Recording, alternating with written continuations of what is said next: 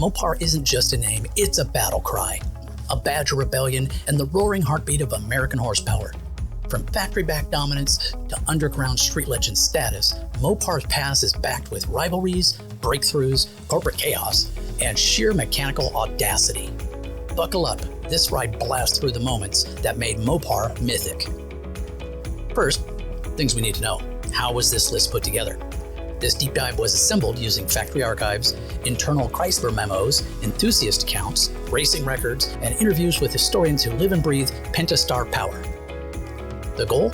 To capture not just the timeline, but the soul of Mopar, its engineering gambles, wildest performance innovations, explosive rivalries with GM and Ford, and the cultural thunder left in its wake.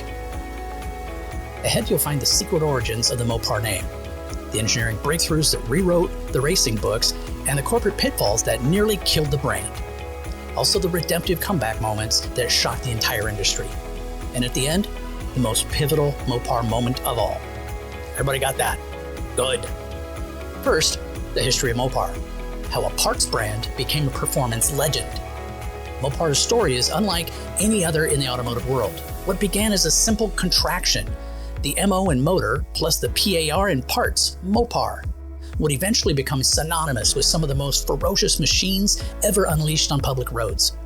Today, Mopar represents not just Chrysler's parts division, but an entire culture. Drag racers, street bruisers, outlaw tuners, and collectors obsessed with rare tags and option codes that seem closer to treasure maps than car specs. To understand Mopar, you have to understand adversity. Chrysler was never the biggest of the big three. It didn't match GM's resources or Ford's volume.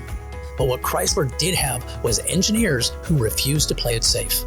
Whenever Detroit zigged, Mopar zagged. Sometimes with brilliance, sometimes with pure chaos, and sometimes both simultaneously. The history of Mopar is a pendulum swing of innovation and near disaster, which somehow made the victory seem even that much sweeter. The decades that followed gave us Hemi engines so powerful that they were banned from competition, aerodynamics so extreme they changed NASCAR rules forever, muscle cars that went extinct and came back from the dead, and a die-hard fan culture that only grew stronger when the company stumbled.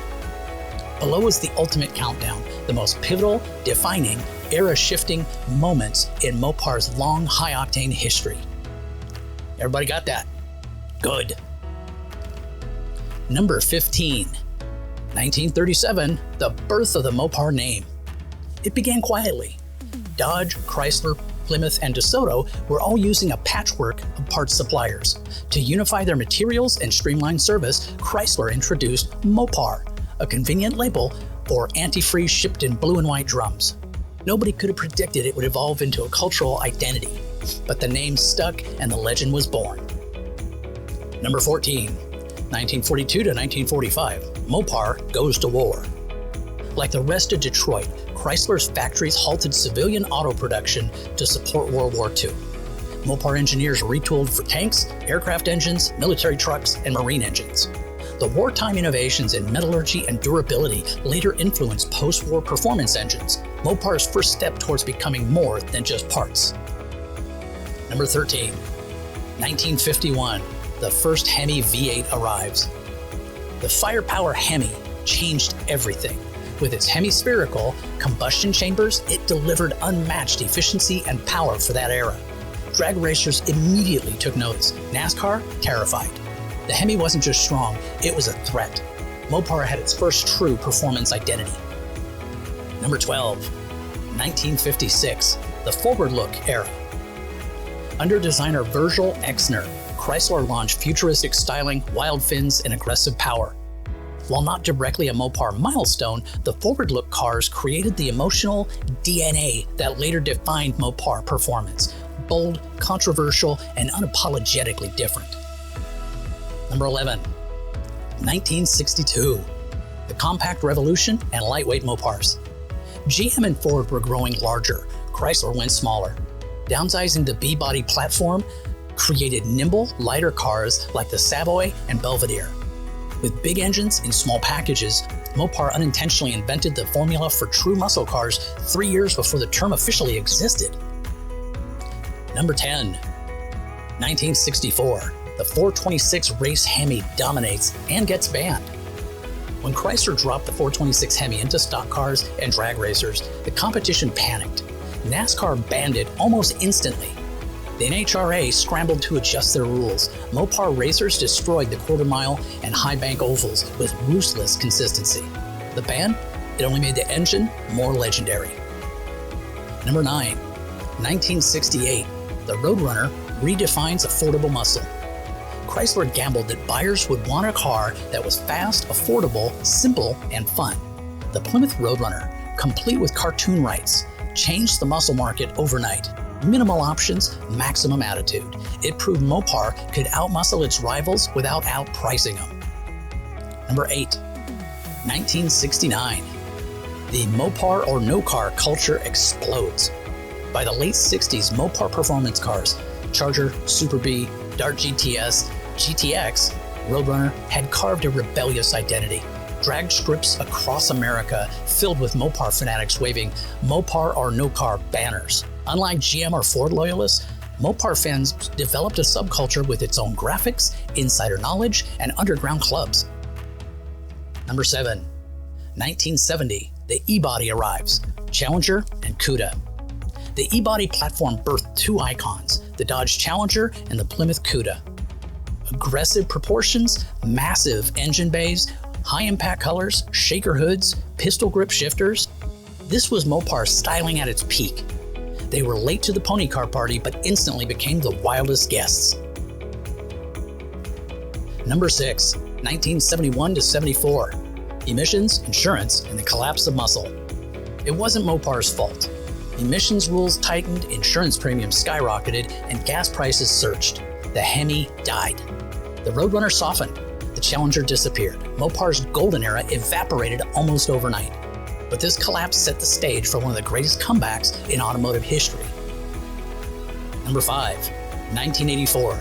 The birth of fuel-injected muscle revival and the Shelby Mopar era.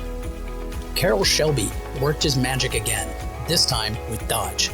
High-performance variants like the Omni GLH, stands for Goes Like Hell, proved that small, turbocharged, fuel-injected cars could be legitimately quick and surprisingly fun.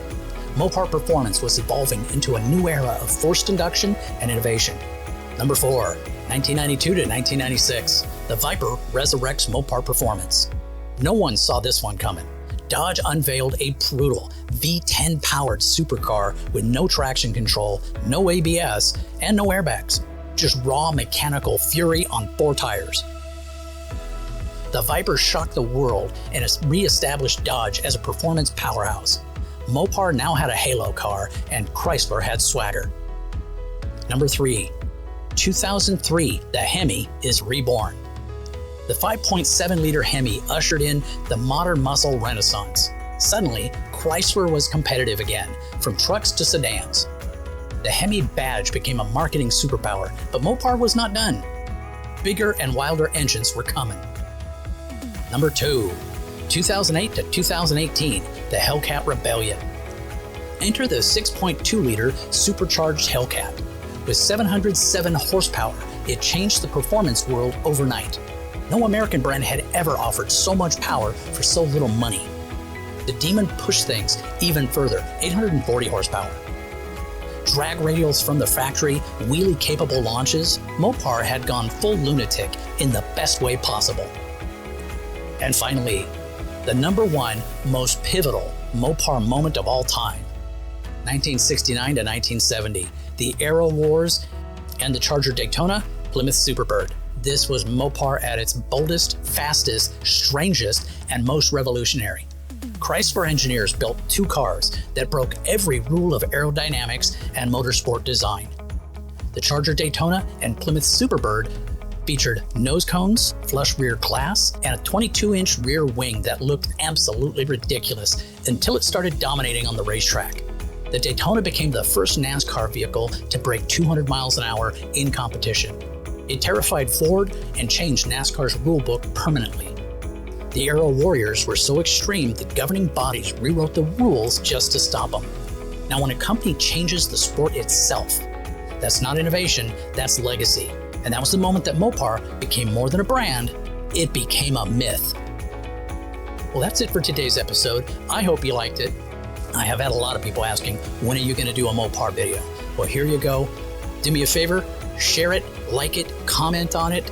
If you haven't subscribed, subscribe. If you'd like to sign up and help support the channel, I wouldn't say no to that either. As always, take care. Have yourself a great day.